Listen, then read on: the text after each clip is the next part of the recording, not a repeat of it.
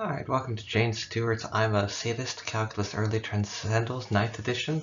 This is question number 48. This question will probably give you a hernia. It's probably one of the most terrible questions I've ever seen. So, to start with, you have to figure out what the question is asking for. It wants the limit. So, you either have to be a math genius or you have to know pretty much every bowl trick in the book in order for it to work. So the first one is, remember that sine squared 3x is the same as sine 3x times 3x. Got that? Great. So next we can separate these limits as long as two things are being multiplied, and we're going to use that several times here. So you ready for this bull stuff?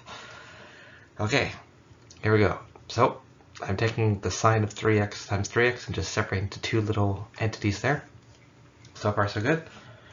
Alright, now I'm going to start pulling numbers out of thin air using the trick we learned the last couple of videos. So I can multiply by 3 over 3 because it's the same as multiplying by 1. It doesn't change the value. I can multiply by 3x over 3x because it's the same as multiplying by 1. It doesn't change the value. Right? Sure. Hopefully you believe that. But wait, there's more trickery. So now the next step I'm going to do is I want to start using this identity. But I have all the other stuff I don't want. So I'm just going to take everything that I don't want and shove it into its own limit as x applies to 0 because we can. That's why. Because it works. Oh, it's actually because it's a multiplication, and as long as things are multiplied, you can separate them into limits.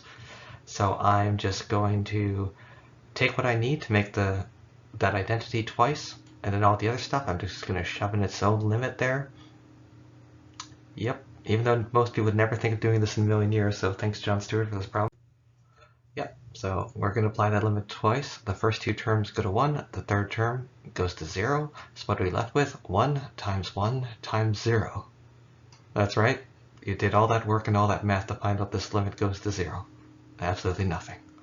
So anyways, you can just rewrite it again. The limit as x approaches 0 of sine squared 3x over x is 0.